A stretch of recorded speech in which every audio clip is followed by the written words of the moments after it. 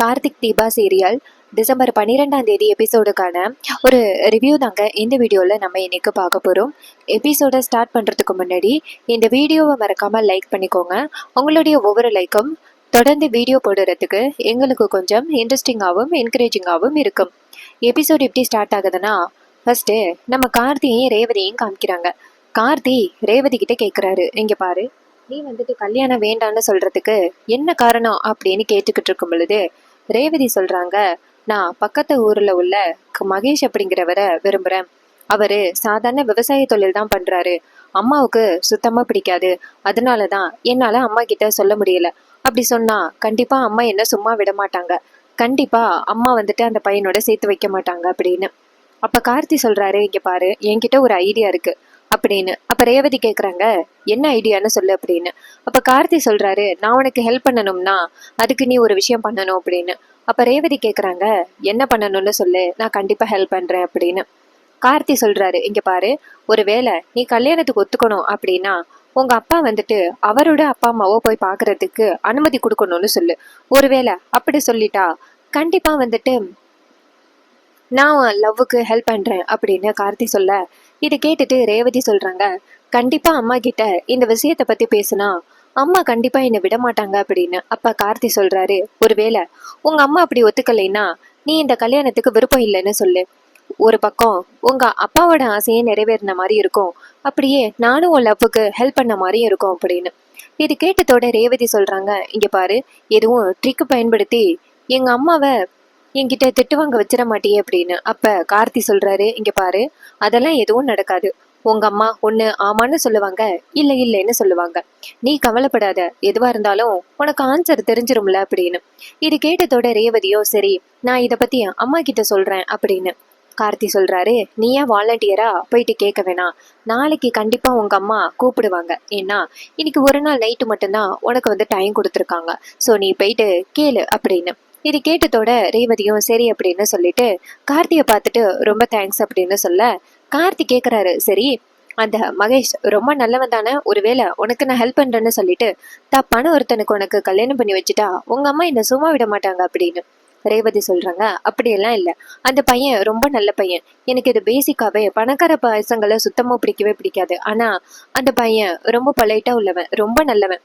அவன் விவசாயம் பண்றான். எங்க அம்மா கண்டிப்பா வந்துட்டு அவனை ஒத்துக்க மாட்டாங்க. ஏன்னா அவன் ரொம்ப ஏழையா இருக்கான்.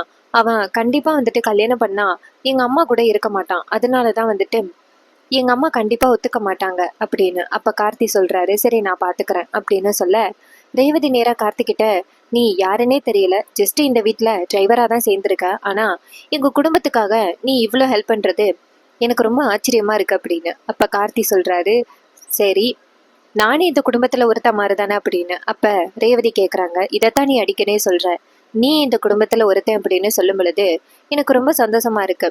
ஒரு டிரைவரா இருந்து எங்க அம்மா உயிரை காப்பாத்திருக்க, இந்த குடும்பத்துல வந்த பல பிரச்சனைகளை காப்பாத்திருக்க.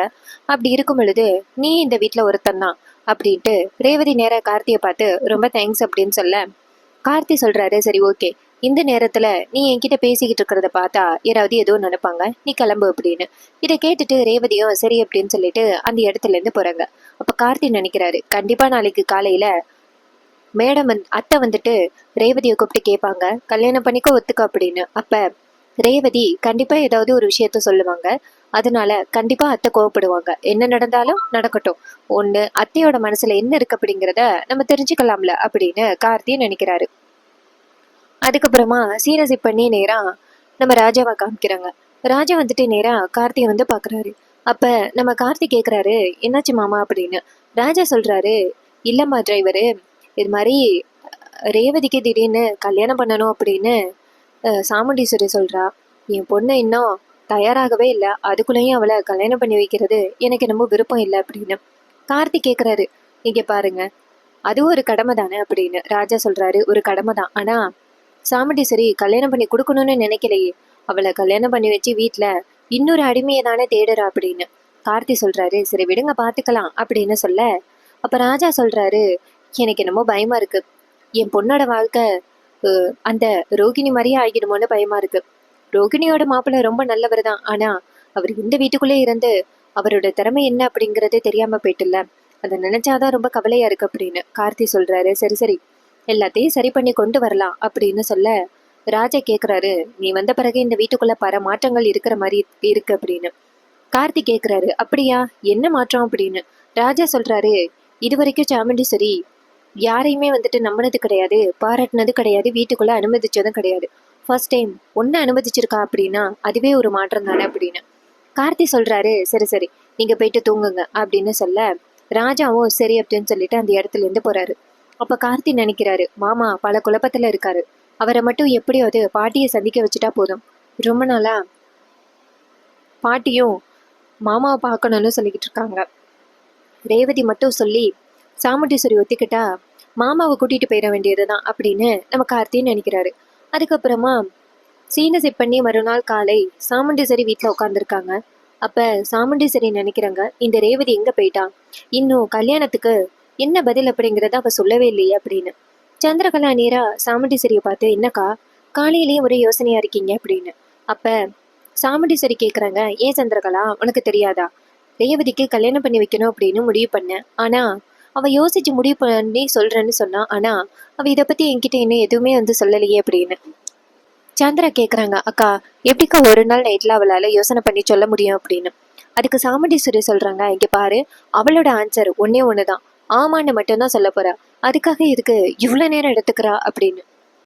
அதுக்கு சந்திரகலா சொல்றாங்க, என்னக்கா இன்னும் ரேவதி அவளோட முடிவை சொல்லவே இல்லை, அதுக்குள்ளேயே நீங்களா இப்படி முடிவு பண்ண எப்படிக்கா அப்படின்னு. அதுக்கு ரேவதி சொல்றது சாமுண்டீஸ்வரி சொல்றாங்க, அவ கண்டிப்பா ஆமான்னு சொல்லிதான் ஆகணும், நான் அவளோட அம்மா இல்ல, என்னை அவ எதிர்த்து பேசிட முடியுமா அப்படின்னு சொல்லிட்டு பேசிக்கிட்டு இருக்காங்க. அதே நேரம் கார்த்தி வந்துட்டு நேரா ரேவதியை போய் பாக்குறாரு. கார்த்தி வந்துட்டு நேரா ரேவதி கிட்ட, ரேவதி இங்க என்ன பண்ணிக்கிட்டு இருக்க, அங்க உனக்காக எல்லாரும் வெயிட் பண்ணிக்கிட்டு இருக்காங்க, நீ என்ன பதில் சொல்ல போற அப்படிங்கிறதுக்காக தான் காத்துக்கிட்டு இருக்காங்க அப்படின்னு. அதுக்கு ரேவதி சொல்றாங்க, எனக்கு பயமா இருக்கு, அம்மா கிட்ட கண்டிப்பா இதை பத்தி சொன்னா அம்மா ரொம்ப கோவப்படுவாங்களே, நான் என்ன பண்றது அப்படின்னு. அப்ப கார்த்தி சொல்றாரு, இங்க பாரு, நான் உனக்கு ஹெல்ப் பண்ணணுமா வேண்டாமா, இதை பத்தி சொல்லு அப்படின்னு. அதுக்கு ரேவதி சொல்றாங்க, சரி நான் சொல்லி பாக்குறேன், கண்டிப்பா அம்மா என் மேல ரொம்ப கோவப்படுவாங்க அப்படின்னு. கார்த்தி சொல்றாரு, இங்க பாரு, என்னதான் இருந்தாலும் உங்க அம்மா கோவப்படுவாங்க, ஏன்னா அவங்க தாத்தா பாட்டியை போய் பாக்குறதுக்கு உங்க அப்பாவை போக சொல்ற, ஸோ எப்படி உங்க அம்மா ஒத்துப்பாங்க, கண்டிப்பா ரொம்ப பெரிய பிரச்சனையாகும், அதெல்லாம் பார்த்துக்கலாம், நீ போ அப்படின்னு. அதே நேரம் நம்ம சாமுண்டீஸ்வரி நேரா சுவாதி கிட்ட, சுவாதி எங்க ரேவதி அப்படின்னு சொல்ல சுவாதி சொல்றாங்க, காலையிலேருந்து ரேவதி ரூமை விட்டு வெளியில வரல அப்படின்னு. அப்ப ரேவதி அங்க வராங்க, அம்மா வந்துட்டேன் அப்படின்னு. சாமுண்டீஸ்வரி நேரா ரேவதியை கூப்பிட்டு, வாமா ரேவதி, நைட்டு ஃபுல்லா முடிவெடுத்தியா, நான் சொன்னது சரிதான் அப்படின்னு ஒத்துக்கிட்டியல்ல, உனக்கு கல்யாணத்துக்கான தரகரை எல்லாம் வர சொல்லிட்டேன், அவங்க ஒரு ஃபோட்டோ காமிப்பாங்க, அந்த ஃபோட்டோவை பார்த்துட்டு நீ முடிவு பண்ணா போதும், நீ எதுக்கும் கவலைப்படாத, வீட்டோட மாப்பிள்ளை மாதிரி தான் நான் பார்க்குறேன், உன்னை கண்டிப்பா வேற எங்கேயும் அனுப்பிட மாட்டேன், நீ கடைசி வரைக்கும் என் கூட தான் இருப்ப அப்படின்னு. இது கேட்டதோட ரேவதி சொல்றாங்க, அம்மா நான் கல்யாணத்துக்கு ஒத்துக்கிறேம்மா அப்படின்னு. இது கேட்டதோட சாமுண்டீஸ்வரி ரொம்ப சந்தோஷப்பட்டு, எனக்கே தான் தெரியுமே நீ கண்டிப்பா கல்யாணத்துக்கு ஒத்துப்பண்ணு அப்படின்னு. அப்ப ரேவதி சொல்றாங்க, ஆனா ஒரு கண்டிஷன் அப்படின்னு. கண்டிஷன் அப்படின்னு சொன்னதோட எல்லாரும் ஷாக் ஆகுறாங்க. சந்திரா நேரா ரேவதியை பார்த்துட்டு, என்ன ரேவதி கண்டிஷன்லாம் சொல்றேன், இதெல்லாம் உனக்கு யாரு கத்து கொடுத்தது, எப்பயிலேருந்து நீ அக்காவை எதிர்த்து பேச ஆரம்பிச்ச அப்படின்னு. ரேவதி சொல்றாங்க, இங்க பாருங்க சித்தி, நான் அம்மா கிட்டே கேட்டுதான் ஆகணும், அம்மா நான் கல்யாணத்துக்கு ஒத்துக்கிறேன், இது ரொம்ப பெரிய டிசிஷன், ஆனா அதுக்கு நீங்க ஒத்துக்கணும் அப்படின்னு. அப்ப சாமுண்டீஸ்வரி கேக்குறாங்க, சரி என்ன கண்டிஷன் சொல்லு அப்படின்னு. அப்ப சாமுண்டீஸ்வரி சொன்னதை கேட்டுட்டு ரேவதி சொல்றாங்க, அம்மா அப்பா ரொம்ப நாளா அவங்களோட அம்மா அப்பாவை பார்க்காம இருக்காங்கல்ல, அவங்கள பாக்குறதுக்கு நீங்க அனுமதி கொடுக்கணும், அப்படியே இருந்தா மட்டும்தான் நான் கல்யாணம் பண்ணிப்பேன் அப்படின்னு. இது கேட்டதோட சாமுண்டீஸ்வரி செம்ம கடுப்பாகி எந்திரிக்கிறாங்க, ஏய் ரேவதி அப்படின்னு.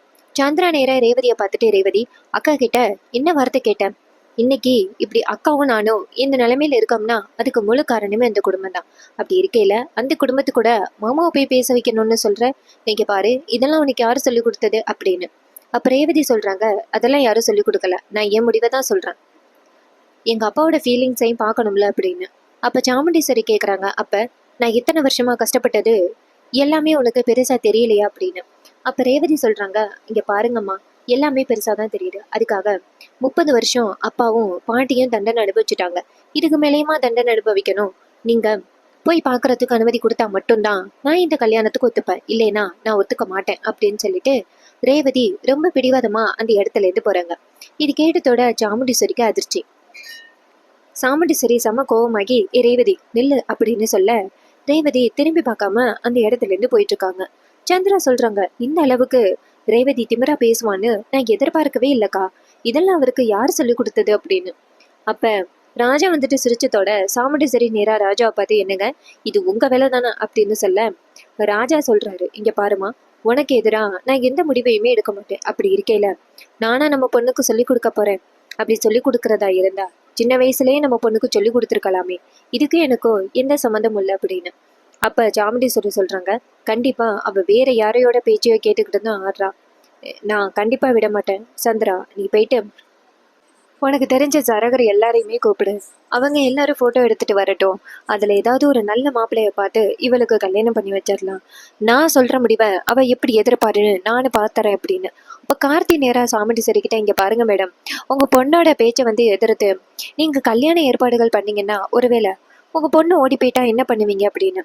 இது கேட்டதோட சாமுண்டீஸ்வரி நேரா கார்த்தியை பார்த்துட்டு, ஹேய் என்ன பேசுற, ஏன் பொண்ணு அப்படியெல்லாம் பண்ண மாட்டா அப்படின்னு. அப்ப கார்த்தி சொல்றாரு, ஒருவேளை பண்ணிட்டா அப்படின்னு. இதை கேட்டுட்டு சாமுண்டீஸ்வரி சொல்றாங்க, என் பொண்ணு அந்த மாதிரி பண்ற ஆளே கிடையாது. தேவையில்லாம என் பொண்ணை பத்தி அப்படி பேசாத. இங்க பாரு சந்திரா, கண்டவங்க பேசினா பேசிக்கட்டும், நீ என் பொண்ணுக்கு வந்துட்டு ஒரு நல்ல வரனை தேர்ந்தெடு அப்படின்னு. இது கேட்டதோட சந்திராவும், சரிக்கா நான் பாத்துக்கிறேன், நீ எதுக்கும் கவலைப்படாத அப்படின்னு சொல்றாங்க.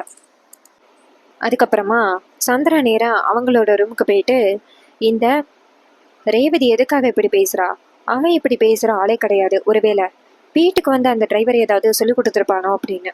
அப்ப கார்த்தியும் ரேவதியும் பேசுறத சந்திரா பாக்குறாங்க. அப்ப சந்திரா நினைக்கிறாங்க, எதுக்காக இந்த ரேவதி போயிட்டு கார்த்திகிட்ட பேசிக்கிட்டு இருக்கா, அவங்க என்ன பேசுறாங்க அப்படிங்கிறத நம்ம ஒட்டு கேட்கலாம் அப்படின்ட்டு சந்திரா நைஸா அவங்க பேசிக்கிட்டு இருக்கும் பொழுது பக்கத்துல போறாங்க. அப்ப கார்த்தி வந்துட்டு ரேவதி கிட்ட, சூப்பர், நான் சொன்ன மாதிரியே சொல்லிட்டேன் அப்படின்னு சொல்ல இது கேட்டதோட சந்திராவுக்கு செம்ம அதிர்ச்சி ஆகுது. என்ன இது, என்ன நடக்குது இங்க அப்படின்னு. அப்ப ரேவதி சொல்றாங்க, அம்மாவை இது வரைக்கும் நான் எதிர்த்து பேசினதே கிடையாது. நீ சொன்ன அப்படிங்கிறதுக்காக நான் அம்மாவை எதிர்த்து பேசிட்டேன். எங்க அம்மா ரொம்ப பாவம். நான் எதிர்த்து பேசினதை கேட்டுட்டு அவங்க மனசும் ரொம்ப உடைஞ்சு போயிருப்பாங்க அப்படின்னு. கார்த்தி சொல்றாரு, இங்க பாரு, நீ அதை பத்தி நினைக்கிற, எத்தனை வருஷமா உங்க தாத்தாவும் பாட்டியும் மனசு உடைஞ்சு போயிருப்பாங்க, அதை பத்தி நீ நினைச்சு பாத்தியா அப்படின்னு. அப்ப ரேவதி சொல்றாங்க, இல்ல, ஆனா எங்க அம்மா ரொம்ப பாவம். எங்க அம்மா இது வரைக்கும் எனக்கு எல்லாமே பார்த்து பார்த்து செஞ்சிருக்காங்க. அப்படி இருக்கையில எங்க அம்மாவை இன்னைக்கு எனக்கு எதிர்த்து பேசினது எனக்கு மனசு ரொம்ப சங்கடமா இருக்கு அப்படின்னு. கார்த்தி சொல்றாரு, இங்க பாரு, நீ வந்துட்டு மகேஷ கல்யாணம் பண்ணணுமா வேண்டாமா அப்படின்னு. ரேவதி சொல்றாங்க, ஆமா பண்ணணும் தான் அப்படின்னு. அப்ப கார்த்தி சொல்றாரு, அப்ப நான் சொல்றத நீ செஞ்சுதான் ஆகணும். உன்னோட காதல் ஜெயிக்கணும் அப்படின்னா நீ இதை செஞ்சுதான் ஆகணும் அப்படின்னு. இது கேட்டதோட சந்திரா அதிர்ச்சி ஆகுறாங்க. என்னது, ரேவதி யாரையோ விரும்புறாளா, யாரை விரும்புறா அப்படின்னு சந்திரா ஷாக் ஆகுறாங்க. மகேஷ் அப்படிங்கிறத காதல வாங்குறாங்க. அப்ப சந்திரா நினைக்கிறாங்க, இந்த ரேவதி யாரையோ விரும்புறா, இந்த டிரைவர் பையன் அவளுக்கு ஹெல்ப் பண்றேன் அப்படின்னு சொல்லி இந்த விஷயத்த சொல்லி விட்டுருக்கான். ஸோ இந்த டிரைவருக்கும் அந்த பரமேஸ்வரியோட குடும்பத்துக்கும் ஏதோ ஒரு லிங்க் இருக்கு. அதனாலதான் இவன் இப்படி ரேவதி கிட்ட சொல்லியிருக்கான். ஃபர்ஸ்ட் இதை கண்டுபிடிக்கணும், ஃபர்ஸ்ட் இவன் யார் அப்படிங்கிறது நமக்கு தெரியணும் அப்படின்னு சந்திரா நினைக்கிறாங்க. இன்னொரு பக்கம் சாமுண்டீஸ்வரிக்கு சரியான கோபம். ரேவதி இந்த மாதிரி நம்ம கிட்ட எதிர்த்து பேசினதே கிடையாது, இப்படி எதிர்த்து பேசிட்டாலே அப்படின்னு. அப்ப ராஜா அந்த பக்கமா வராரு. சாமுண்டீஸ்வரி நேரா ராஜாவை கூப்பிட ராஜா வந்து நிக்கிறாரு. அப்ப சாமுண்டீஸ்வரி நேரா ராஜாவை பார்த்து, உங்க பொண்ணு அப்படி சொல்லிட்டா அப்படிங்கிறதுக்காக ரொம்ப சந்தோஷத்துல இருக்கீல அப்படின்னு. அப்ப ராஜா சொல்றாரு, அப்படியெல்லாம் இல்லை சாமுண்டீஸ்வரி அப்படின்னு. சாமுண்டீஸ்வரி கேக்குறாங்க, எனக்கு அப்படிதான் தெரியுது. நீங்க பாருங்க, நீங்க என்ன நினைச்சாலும் உங்க குடும்பத்தை போய் பார்க்கறதுக்கு வாய்ப்பே இல்லை. உங்க குடும்பம், உங்க உங்க அம்மா அப்பா எல்லாரும் வந்துட்டு சந்திக்கலாம் அப்படின்னு நீங்க என்னைக்குமே நினைக்காதீங்க. அது என்னைக்குமே கண்டிப்பா நடக்காது அப்படின்னு. அதுக்கு ராஜா சொல்றாரு, இங்க பாரு சாமுண்டீஸ்வரி, அன்னைக்கு எங்க அப்பா பண்ண தப்பு, உன் வாழ்க்கை நிர்கதியா ஆயிருமே அப்படின்ட்டு நான் உன்னை கல்யாணம் பண்ணிக்கிட்டேன். அதுக்கப்புறம் நான் உன்கிட்ட சத்தியம் பண்ணி கொடுத்துட்டேன், எங்க அம்மா அப்பாவை நான் கடைசி வரைக்கும் போய் பார்க்க மாட்டேன் அப்படின்னு. எங்க அப்பா பண்ண தப்புக்காக நான் தண்டனையை அனுபவிச்சுக்கிட்டு இருக்கேன். இது உனக்கு போதாதா அப்படின்னு சாமுண்டீஸ்வரி சொல்றாங்க, இது ஒரு பெரிய தண்டனையா? நான் எங்க அம்மாவையும் எங்க அக்காவையும் பறி கொடுத்தேனே, என் கண்ணை முன்னாடி அவங்க 2 பேருமே சூசைட் பண்ணிக்கிட்டாங்களே, அதை நான் எப்படி பார்த்தேன் தெரியுமா? அந்த வழியை உன் குடும்பம் அனுபவிச்சிருக்கா? இல்லை இல்லை. அதனால இன்னுமே உங்க குடும்பத்துக்கு உள்ள கணக்கு இன்னும் தீரலை. நான் கண்டிப்பா உன்னை விட மாட்டேன். அவங்க அனாதை பணமா போகணும், அதை நான் பார்த்து சந்தோஷப்படணும் அப்படின்னு சொல்ல இதை கேட்டுட்டு ராஜா வந்துட்டு ரொம்ப கவலைப்படுறாரு. அப்போ அந்த சாமுண்டீஸ்வரி இதையெல்லாம் சொன்னதை கேட்டுட்டு நம்ம கார்த்திக்கு ரொம்ப கவலையாக இருக்குது. அப்போ சாமுண்டீஸ்வரி அந்த இடத்துலேருந்து போனதோட கார்த்தி நேராக ராஜாவை போய் பார்த்து மாமா அப்படின்னு சொல்ல அவர் கண் கலங்கி போயிருக்காரு. அவள் கண் கலங்கி இருக்கிறத பார்த்துட்டு கார்த்தி ரொம்ப ஃபீல் பண்ணுறாரு. இங்கே பாருங்க மாமா, கவலைப்படாதீங்க, கண்டிப்பாக ஒரு நாள் மேடம் வந்துட்டு மாறுவாங்க அப்படின்னு ராஜா சொல்கிறாரு. இத்தனை வருஷமாக மாறாதவர் இப்போ மாறுவான்னு நீ எப்படி சொல்கிற? அவள் மாறுறதுக்கு வாய்ப்பே இல்லை. அவங்கள போய் சந்திக்கிறதுக்கு எனக்கு பல வாய்ப்புகள் இருந்துச்சு, ஆனால் நான் போய் சந்திக்கவே இல்லை. சாமுண்டீஸ்வரிக்கு கொடுத்த சத்தியத்தை மீறக்கூடாது அப்படின்னு இருக்கேன். அவ என் அப்பா அம்மா மேலே மட்டும்தான் கோவமா இருக்காளே தவிர்த்து ஆம்பளைங்களை பிடிக்காதே தவிர்த்து மற்றபடி என்றைக்குமே யாரையுமே வந்துட்டு கஷ்டப்படுத்தணும்னு அவன் நினைச்சதே கிடையாது. அவன் அந்த சிவனாண்டியோட குடும்பம் தானே காரணம் அவங்க அம்மா இறந்ததுக்கு. அதனால தான் அவன் அந்த குடும்பத்து மேலேயும் ரொம்ப கோவமா இருக்கா அப்படின்னு. இது கேட்டதோட சாமுண்டீஸ்வரி அந்த பக்கமாக வராங்க. அப்போ இவங்க 2 பேரும் பேசிக்கிட்டு இருக்கிறத பார்த்துட்டு சாமுண்டீஸ்வரி நேராக டிரைவர் கிட்ட, டிரைவர் அந்த ஆளுக்கிட்ட என்ன பேசிக்கிட்டு இருக்க அப்படின்னு. அப்போ கார்த்தி சொல்கிறாரு, சும்மா தான் மாமா கிட்ட பேசிக்கிட்டு இருக்கேன் அப்படின்னு. சாமுண்டீஸ்வரி நேரா என்ன மாமாவா அப்படின்னு சொல்ல ராஜா சொல்கிறாரு, இல்லை இந்த பையன் வந்தன்னையிலேருந்து என்னை மாமான் தான் கூப்பிடுது, இதில் ஏதாவது தப்பு இருக்கா அப்படின்னு. சாமுண்டீஸ்வரி சொல்கிறாங்க, இங்கே பாருங்க, தேவையில்லாமல் இனிமே இந்த மாமா அப்படின்னு உறவு முறையெல்லாம் பேசக்கூடாது. அவன் டிரைவர், அதனால அவனுக்கு என்ன நீங்கள் இடம் கொடுக்கணுமோ அதை தான் கொடுக்கணும் அப்படின்னு சொல்ல ராஜாவும் சரிம்மா அப்படின்னு சொல்லிட்டு அந்த இடத்துலேருந்து போகிறாரு. இதை பார்த்துட்டு ராஜா நேரா கார்த்திகிட்ட, இங்கே பாருப்பா, அவள் அப்படி தான் பேசுவா, அதையெல்லாம் நீ பெரிய விஷயமா எடுத்துக்காத, நீ வந்துட்டு இந்த வீட்டில் ஒரு மருமக மாதிரி தான் அப்படின்னு. இதை கேட்டதோட கார்த்தி நினைக்கிறாரு, சொல்லாலும் சொல்லாட்டியும் நான் வந்துட்டு உங்கள் மருமகன் தான் அப்படின்னு கார்த்தி நினைக்கிறாரு. இன்னொரு பக்கம் அந்த சந்திரகலாவுக்கு விஷயம் தெரிஞ்சு போச்சு. இந்த கார்த்தி தான் தேவையில்லாமல் ரேவதி கிட்ட சொல்லிக் கொடுத்து குடும்பத்தை ஒன்று சேர்க்கறதுக்காக பண்ணுறான். இவன் யாரு, இந்த டிரைவர் எங்கேருந்து வந்தான், எதுக்காக குடும்பத்தை ஒன்று சேர்க்க நினைக்கிறான் அப்படிங்கிறத பற்றி தெரிஞ்சுக்கிறதுக்கு சந்திரகலா முயற்சி பண்ணுறாங்க. அண்டு இந்த ப்ரிடிக்ஷன் உங்களுக்கு பிடிச்சிருந்துச்சுன்னா மறக்காமல் நம்ம சேனலை சப்ஸ்கிரைப் பண்ணிக்கோங்க. இதே மாதிரி இனிமேல் அப்டேட்ஸ் நம்ம சேனலில் தொடர்ந்து பார்க்கணும்னா மறக்காமல் நம்ம சேனலை சப்ஸ்கிரைப் பண்ணிவிட்டு பக்கத்தில் உள்ள பெல் ஐகானை கிளிக் பண்ணிவிட்டு ஆல்னு செட் பண்ணிக்கோங்க. அப்போ தாங்க புது புது வீடியோஸ் போடும் பொழுதும் உங்களுக்கு நோட்டிஃபிகேஷன் வரும். கூடவே நம்ம சாமுண்டீஸ்வரி கண்டிப்பாக வந்துட்டு ரேவதி கல்யாணம் பண்ணிக்கணும் அப்படிங்கிறதுக்காக ரேவதி சொன்ன பாயிண்ட்டை ஏற்றுப்பாங்க அப்படின்னு எனக்கு நம்பிக்கை இருக்குது. நீங்கள் என்ன நினைக்கிறீங்க அப்படிங்கிறத மறக்காமல் கமெண்டில் சொல்லுங்கள். இது வரைக்கும் இந்த வீடியோவை தொடர்ந்து பார்த்த உங்கள் எல்லாருக்குமே ரொம்ப நன்றிங்க. அடுத்த வீடியோவில் பார்க்கலாம். தேங்க்யூ ஃபார் வாட்சிங்.